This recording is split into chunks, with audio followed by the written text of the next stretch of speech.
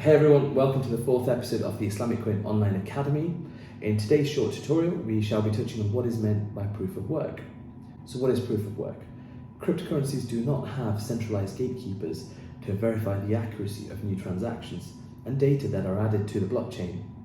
Instead, they rely on a distributed network of participants to validate incoming transactions and add them as new blocks on the chain.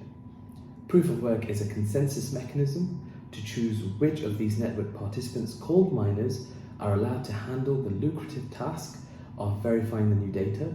It's lucrative because the miners are rewarded with new crypto when they accurately validate the new data and don't cheat the system. Proof of work is a software algorithm used by high-profile cryptocurrencies and other blockchains to ensure blocks are regarded as valid if they require a certain amount of computational power to produce. It's a consensus mechanism that allows anonymous entities in decentralized networks to trust one another. So the work in proof of work is key. The system requires miners to compete with each other to be the first to solve an arbitrary mathematical puzzle to prevent anybody from gaming the system. The winner of this race is selected to add the newest batch of data or transactions to the blockchain.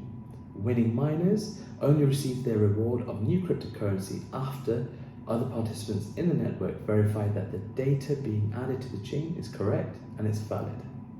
So why is proof of work important? The first cryptocurrency, which is Bitcoin, was created by Satoshi Nakamoto in 2008, where he published a famous white paper describing a digital currency based on proof of work protocols that would allow secure peer-to-peer transactions without the involvement of a centralized authority. One of the issues that had prevented the development of an effective digital currency in the past was called the double spend problem.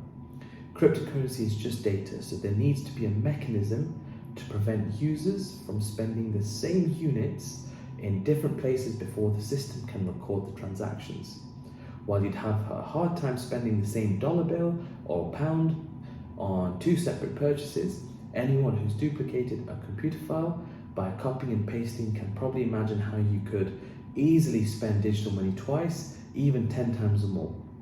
So Nakamoto's consensus mechanism solved that double spend problem by incentivizing miners to verify the integrity of new crypto transactions before adding them to the distributed ledger, which is the blockchain. Proof of work helps prevent that double spend problem. So let's put it all into context now. Consider a conventional bank account. If you deposit a check into your savings account, how do you know that you'll be credited for the accurate amount?